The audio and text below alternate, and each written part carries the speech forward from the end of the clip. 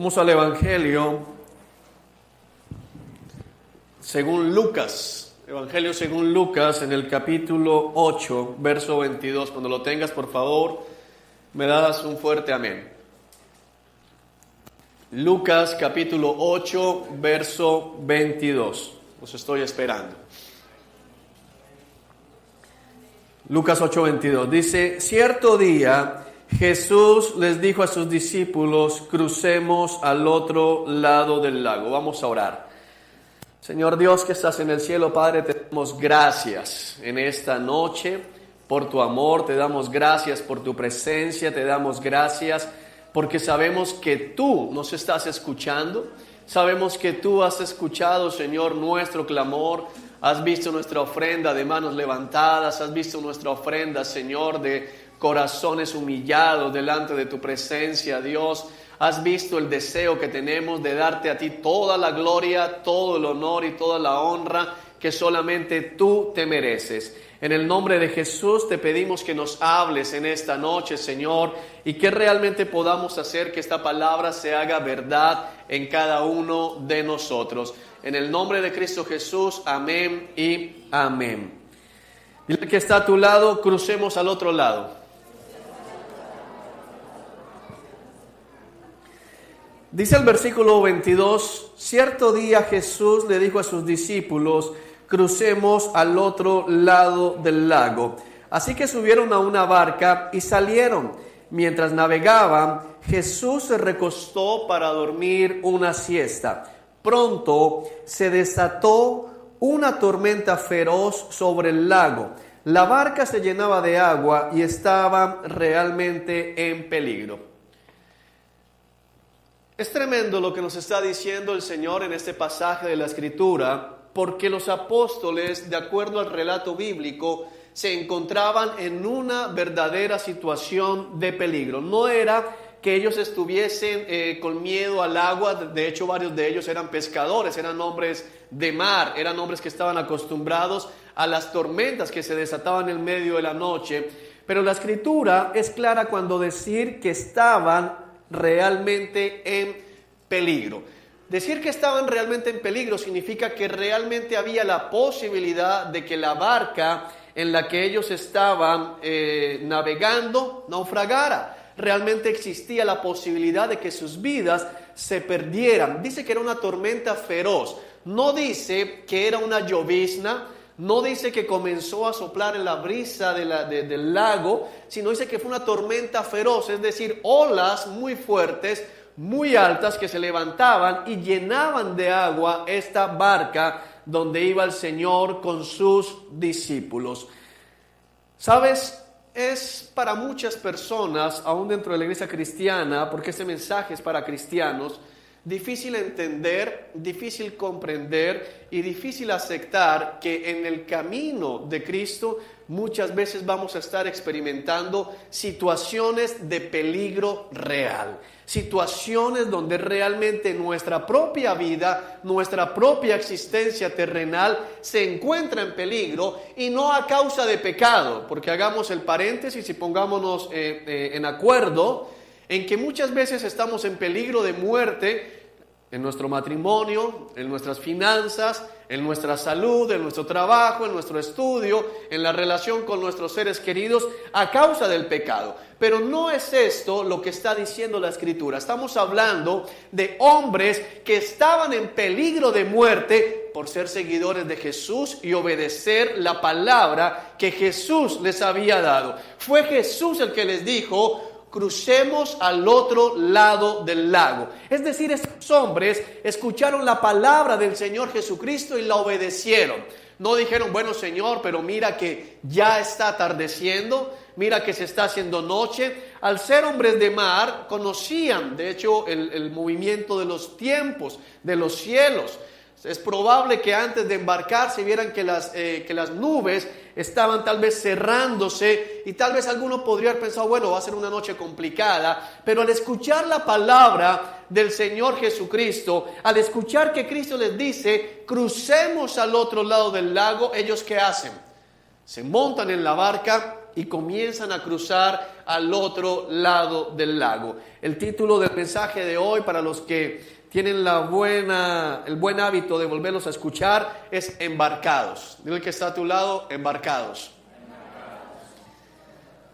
La palabra embarcado, especialmente en nuestro idioma latino, no suena positiva. Cuando tú le dices a alguien estoy embarcado, la persona piensa en qué te metiste. Pensamos que está metido en la grande. Pero tenemos que entender que tú y yo estamos embarcados.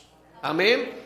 Pero estamos en buenas manos porque estamos embarcados con el mejor capitán que una flota naviera pudiese tener. Estamos embarcados con el mismo Cristo. Estamos embarcados con el Creador del universo, pero estamos embarcados. La palabra embarcado, cuando se usa normalmente, hace referencia a que no se pueden, ¿qué? Bajar. Ya el barco salió, el barco dejó el puerto, se encuentra en el mar abierto y pues lo único que hay es ¿qué? Agua por todos lados. Si te bajas del barco, vas a perecer. Hoy es muy interactivo. Dile al que está a tu lado, si te bajas te mueres.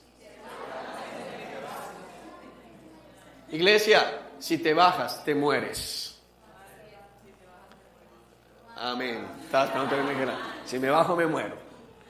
Estamos embarcados, estamos con el Señor metidos en la barca. Ahora, hay algo tremendo, y es que el Señor se monta en la barca y se pone a dormir. Hay muchos momentos en la vida cristiana donde llegamos a sentir y llegamos a pensar que el Señor está durmiendo.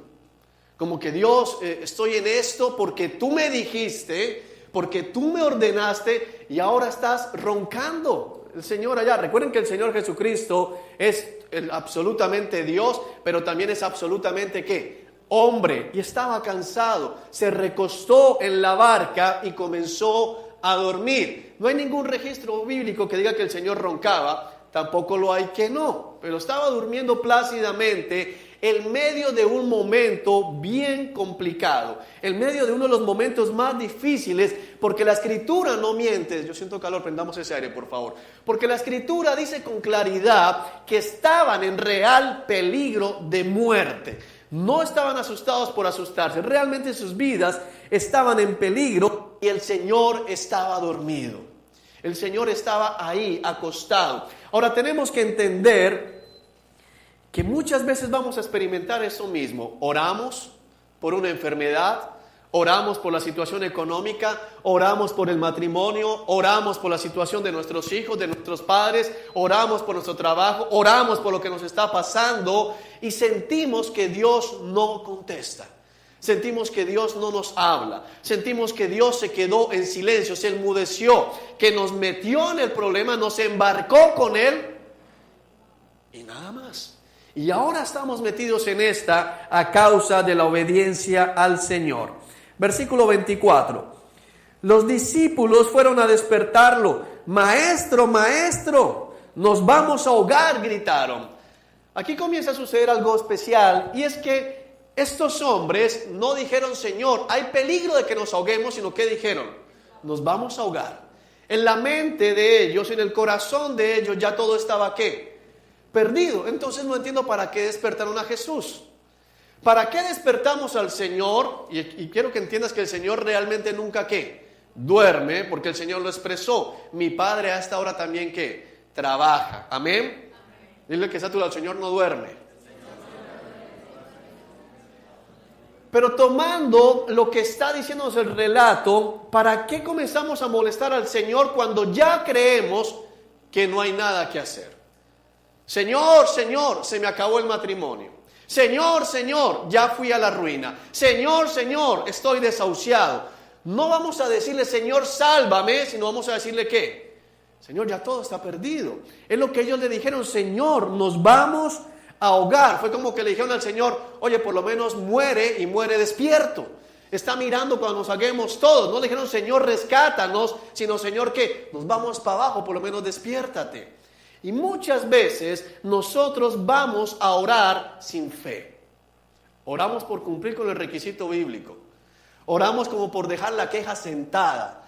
No sé si alguno de ustedes, no voy a decir nombres, Pero hay personas a las que les encanta siempre utilizar los buzones de quejas y sugerencias en cualquier sitio donde van. Así sepan que no les van a contestar nunca. Pero les fascina dejar y dicen, por lo menos dejé ¿qué? El precedente. No va a pasar nada, nadie va a contestarles, tal vez nadie lea ese buzón de sugerencias, pero aquí quedó la queja. Es lo que hacemos muchas veces con la oración. No creemos que Dios vaya a actuar, no creemos que Dios vaya a responder, no creemos que Dios pueda hacer algo, pero sin embargo decimos, allá en el cielo va a quedar ¿qué? El testimonio de que lo dejé por escrito. ¿Para qué oramos así? ¿Por qué vamos a orar así? Y es más común de lo que podemos llegar inclusive a aceptar cuando oramos de esa manera. A veces pedimos oración, me ha sucedido, no aquí, porque aquí es una iglesia de fe, ¿verdad? Pero a veces me ha pasado con gente de otras congregaciones que me llaman a pedirme oración y me dices, Juan, mira, quiero que ores por eso porque ya no hay nada que hacer. Pues, ¿para qué quieres que ore? No, pues ora. Pero ¿para qué quieres que ore? ¿Por qué quieres que ore? No, es que ya todo se acabó, no hay nada que hacer. Entonces, ¿para qué quieres orar? Ya no hay fe, pero queremos orar. Queremos que otros oren. ¿Para qué quieres que oren? Cuando vas a orar, ¿con qué propósito vas a orar? Vas simplemente diciendo, ya no, pero ora ¿para qué? Esa era la oración que estaban presentando los discípulos en ese momento. De hecho, dejo una marca aquí y acompáñame al paralelo de esta historia. Vamos a ir a Marcos capítulo 3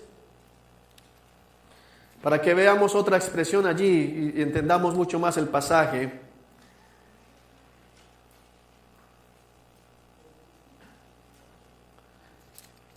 Perdón, Marcos capítulo 4. Marcos capítulo 4, versículo 35. El versículo 38 está relatando la misma historia y dice el versículo 38, Jesús estaba dormido en la parte posterior de la barca con la cabeza recostada en una almohada.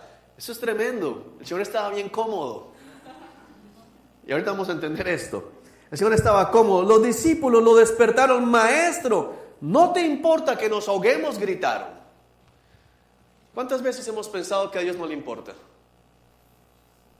¿Cuántas veces pensamos que realmente Dios es indolente con nuestro dolor? Que el Dios que tenemos es un Dios indiferente, un Dios que le da lo mismo lunes que martes, un Dios que nos ve sufriendo y que dice, suerte con ustedes. Eso fue lo que dijeron estos hombres. Ahora, cuando vemos los dos relatos, podemos saber que algunos gritaron, maestro, nos ahogamos, y otros que dijeron, ¿no te importa que nos ahoguemos?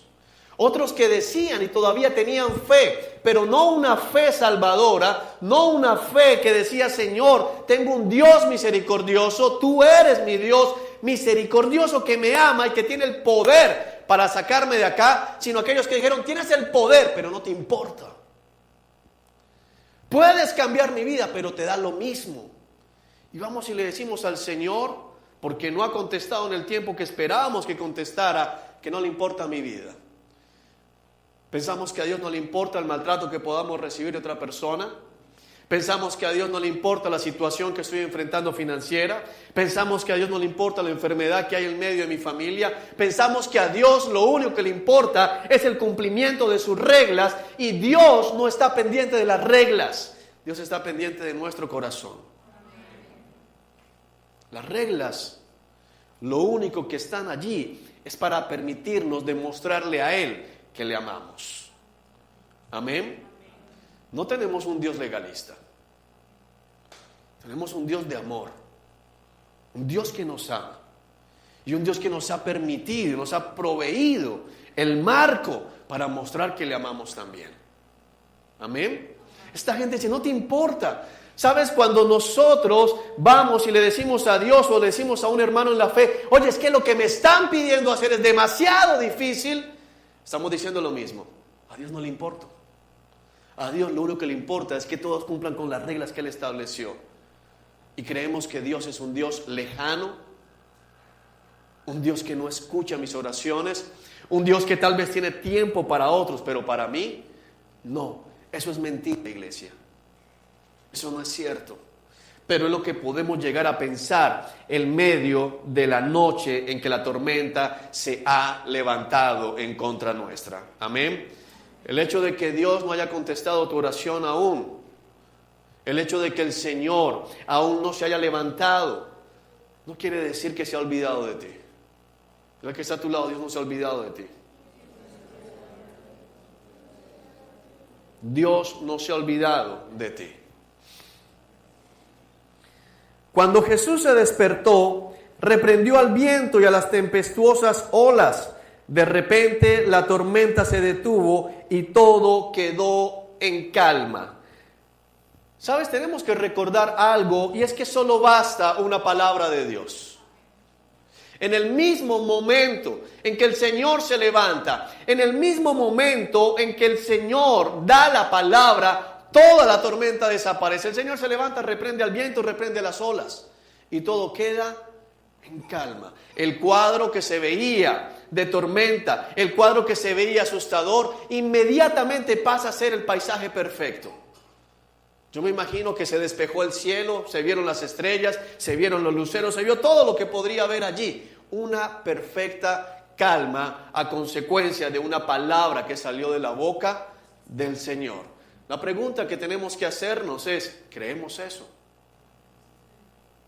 ¿Creemos que una palabra de la boca del Señor basta? ¿Creemos que Dios solo con su palabra puede llevarse la enfermedad, puede cambiar tu situación económica? No estoy hablando de hacerte rico, estoy hablando de que cambie tu situación económica. Puede restaurar tu matrimonio, puede restaurar tu familia, puede restaurar su relación contigo con una sola palabra. Creemos que Dios puede cambiar nuestro temperamento, nuestro carácter con una sola palabra que salga de su boca, porque eso es todo lo que se necesita. El Señor se levantó y le ordenó al viento y a las olas que se aquietaran, que se pusieran en paz. Y la Escritura dice que las olas y el viento se aquietaron y se pusieron en paz, porque toda la creación responde a la voz del Creador. Versículo 25. Entonces les preguntó, ¿dónde está su fe? Pregúntale al que está a tu lado, ¿dónde está tu fe? ¿Dónde está tu fe? Iglesia, ¿dónde está tu fe? ¿Dónde está nuestra fe? Es tremenda esta pregunta porque el Señor está con estos discípulos que ya habían visto al Señor levantar muertos. Ya habían visto al Señor sanar enfermedades. No era la primera vez que se embarcaban. O sea, quiero que entendamos que una cosa es que el Señor los llama, síganme, se montan en la barca y se desató la tormenta. Entonces, ok, es perfecto, es válido el susto. Es válido decir, Señor, nos ahogamos. Es válido decir, oye, no te importa, para esto me llamaste. Pero ellos ya habían visto testimonio del poder de Dios. Por eso la pregunta del Señor Jesucristo es, ¿dónde está tu fe? ¿Dónde está tu fe? Ahora, algunos podrían pensar equivocadamente que el Señor está diciendo, ¿por qué no calmaron ustedes mismos las olas? No. La fe de la que está hablando el Señor es la fe que acepta que lo que pase es que lo mejor. Si yo los traje a esta barca para que muramos todos acá, es lo mejor, porque estás reclamando. ¿Quién va en tu barca? ¿Quién te dio la orden de hacer lo que estás haciendo? Porque hoy vivimos una fe falsa. Vivimos un tiempo de una fe milagrera. Ahora, Dios muchas veces calma todo. Pero lo que está diciendo acá y pregunta, ¿dónde está tu fe? Es, ¿no sabes quién va en la barca? ¿No sabes quién va en tu corazón? ¿No sabes quién es el que está piloteando tu vida? Entonces, ¿dónde está tu fe? ¿En qué la tienes? ¿Por qué en el momento de la dificultad inmediatamente dudas de Dios? Cuando estamos en tierra firme es fácil creer. Por ahí hay un dicho que dice que no hay ateo de mar, todos los ateos son de tierra firme. Porque en medio del mar y la tormenta no hay ateo. Ahí todos creen en Dios. Dice, yo soy ateo, pero dicen por ahí, pasó algo similar y un ateo comenzó a pedirle a Dios que lo salvara. Y alguien le dijo, tú no eres ateo. Sí, pero de tierra firme. Hay muchos ateos de tierra firme. Y muchos creyentes también de tierra firme. Y cuando estamos en medio de la barca, ¿Dios deja de ser Dios? Lo que Dios muestra en este pasaje de la Escritura es que Él sigue siendo Dios en medio de la circunstancia difícil que tú y yo podamos estar viviendo. Él sigue siendo Dios. Él sigue estando al control. Dile al que está a tu lado, Dios sigue al control. Dile nuevamente, aunque no parezca. Que la verdad. Hay veces que yo miro mi vida y digo, pero, Señor, esto está patas arriba. No parece que hay orden, no parece que hay control, pero Dios sigue y seguirá estando al control. Amén. Vayamos nuevamente allí a Marcos. Deja la marca allí en Lucas. O bueno, ya quédate en Marcos. Versículo 40, dice el Señor, luego Él les preguntó, ¿por qué tienen miedo? ¿Todavía no tienen fe? ¿Por qué tienes miedo? ¿Cuántos cristianos asustados en el día de hoy? ¿Cuántos cristianos temerosos de mañana? ¿Cuántos cristianos pensando, Dios mío, ¿y qué haré el otro mes? ¿Cuántos cristianos que están acobardados en este momento porque se han levantado las olas? Y el Señor pregunta, ¿por qué tienen miedo? Es una pregunta válida y es una pregunta que exige respuesta. Mira que está a tu lado, ¿por qué tienes miedo? ¿A qué le tienes miedo en este momento? Puede que lo que estés viviendo y digas, oye, lo que pasa es que mi situación es difícil. Quiero recordarte que la Escritura dice que era una situación donde realmente había peligro. Porque también es importante no entrar siempre a minimizar lo que le pasa a la gente. Tendemos muchas veces como cristianos a hacer eso y está equivocado. Encontramos personas en situaciones bastante difíciles y dicen, no, eso no es nada, no te preocupes.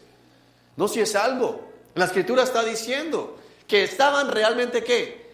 En peligro. Si fuese la época con celulares, ya mira, estamos entre una tormenta. Ay, eso es un chapuzón, no te preocupes. No, había una tormenta realmente. Pero a pesar de esa situación, la pregunta del Señor sigue siendo válida. ¿Por qué tienes miedo? Como creyente, tú y yo no debemos tener miedo porque todo lo que nos suceda obra para nuestro bien.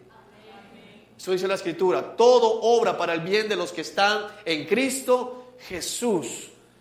Así que la respuesta del por qué tienen miedo es ese mismo pasaje. Porque no creemos que todo obra para nuestro bien. Creemos que las cosas malas, porque una tormenta, ¿qué le ves de bueno? Pues tenemos que ser sinceros. ¿Qué le vemos de bueno a la enfermedad? ¿Qué le vemos de bueno a la quiebra económica? ¿Qué le vemos de bueno a los problemas familiares? Son malos, son difíciles. Pero aún en eso, Dios es bueno. Y eso termina obrando para nuestro beneficio. Creo que muchos de los que estamos en este lugar y que hemos pasado por situaciones muy difíciles, después de años decimos, oye, qué bueno que eso sucedió. Oye, qué bueno que eso pasó. Aunque en ese momento no le vimos absolutamente nada de bueno. Ayer en la noche estaba hablando con un amigo y recordé cuando fui expulsado de una congregación, de un ministerio, acusado falsamente. En ese momento para mí se me acabó el mundo y decía, Dios, estoy metido aquí en la barca, ¿y dónde estás? Pero hoy, 8 años miro atrás y digo, qué bueno que pasó eso. Si no, tal vez todavía estaría esa congregación que está completamente desviada de la palabra de Dios. No estaría en ese momento tal vez pastoreando. Qué bueno que pasó eso. Pero en ese momento no se sintió bueno. En ese momento el mundo se me abrió, se me acabó. ¿Me están diciendo para un verdadero creyente que le digan que practica brujería, se le acabó el mundo? Fue terrible. Pero hoy digo qué bueno que eso sucedió, porque Dios estaba en control. Amén. ¿Todavía no tienen fe? Oye, ¿qué más necesitas ver? Quiero decirte algo, dile al que está a tu lado, Cristo se levantó de la tumba.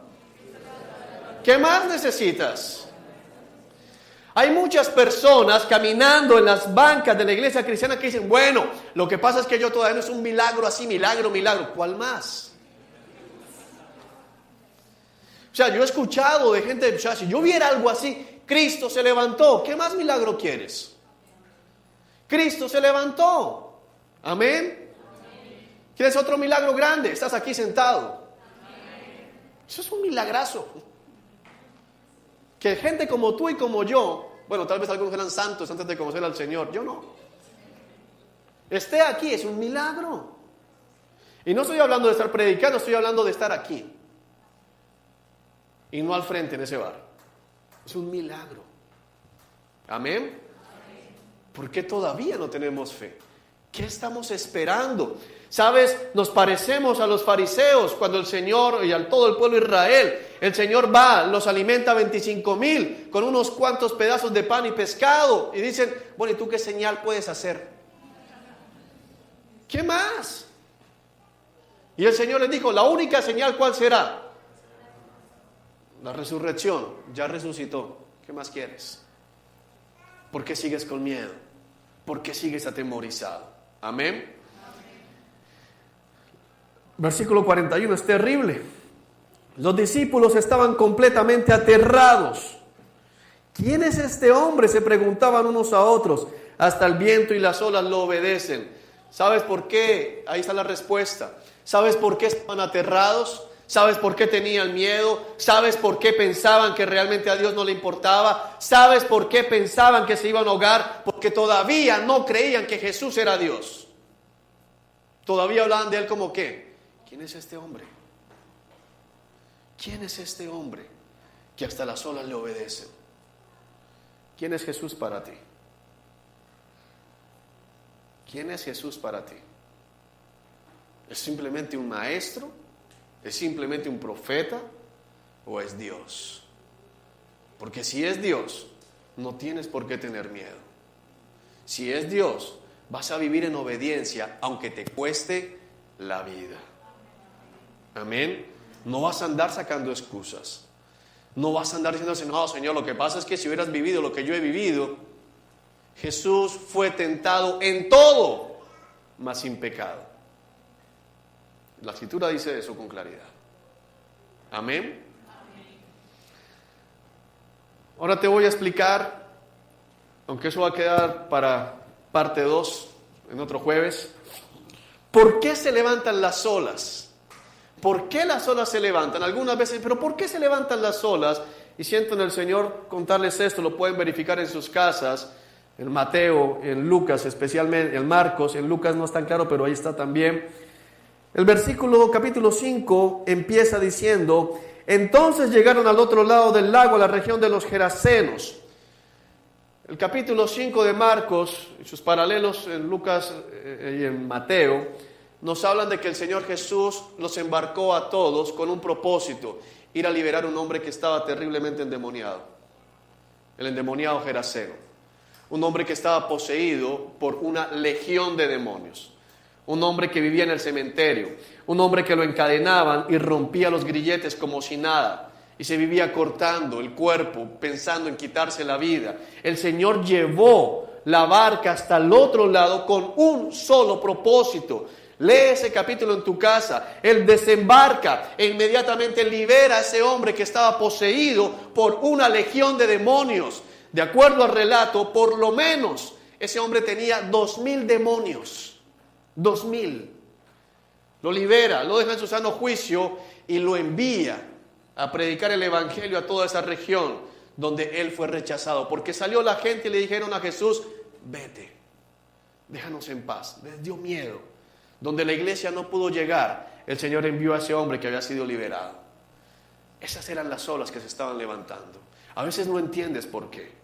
A veces no entiendes por qué Dios te permites vivir todo eso. Es el mismo enemigo que se levanta a intentar que tú te devuelvas. Es el mismo enemigo que se levanta a intentar que digas, eso está muy difícil, vamos para atrás. No te devuelvas, porque al otro lado del lago el Señor va a obrar cosas poderosas a través tuyas. Yo lo creo. Cuando la cosa se aprieta, digo, algo estamos haciendo. Algo está pasando en el mundo espiritual. Creo, sinceramente, que hay endemoniados gerasenos que están a punto de ser liberados. Gente que está a punto de ser quitada sus cadenas, sus vendas y convertirse en instrumentos para la gloria de Dios. Geraseno es tremendo. Uno de los primeros evangelistas que el Señor mandó, misionero. Él le pidió al Señor, déjame ir contigo. Y el Señor le dijo, no, ve a tu casa, a la ciudad y cuéntales todo lo que Dios hizo por ti hoy. Tú no entiendes el propósito, porque tú ves con estos dos ojos como los veo yo. Pero el Señor sabía esas olas por qué se habían levantado. Por eso iba recostado, por eso iba tranquilo. Y por eso tú y yo, en la noche de hoy, debemos estar tranquilos, a pesar de las olas que estén levantándose. Amén. Vamos a orar, iglesia. Padre que estás en el cielo, Dios, te damos gracias en el nombre de Cristo Jesús. Gracias porque si hemos venido hasta este lugar es porque tú nos has traído. En el nombre de Jesús, hoy, Señor, nos levantamos para mirar más allá de las olas. Nos levantamos para mirar más allá de la tempestad, más allá del viento recio, Señor, y vemos a ese hombre endemoniado que está a punto de ser liberado. Y vemos a ese hombre, Señor Dios Todopoderoso, que está poseído en este momento, que está, Señor, encadenado en este momento, Señor, y que vemos y creemos que tú le vas a liberar.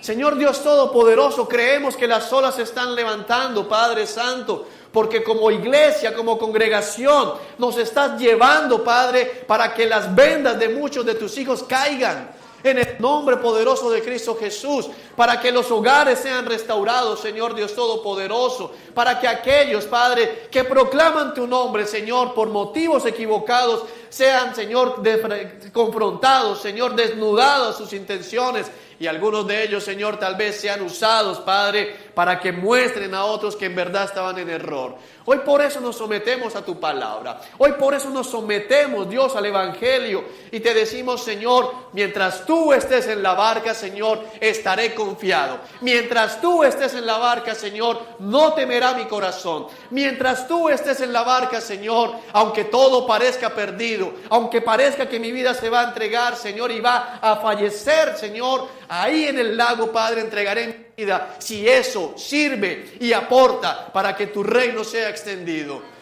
Oh Dios que estás en el cielo, obra con poder, porque no tenemos temor al que puede quitarnos la vida, tenemos temor a aquel que puede echar nuestras almas en el infierno, al único que merece la gloria, al único digno de ser temido. A Él reverenciamos, a Él adoramos y a Él le decimos, Señor, despiértate, Padre, porque hay olas que acallar y hay vientos que mandar a silenciar.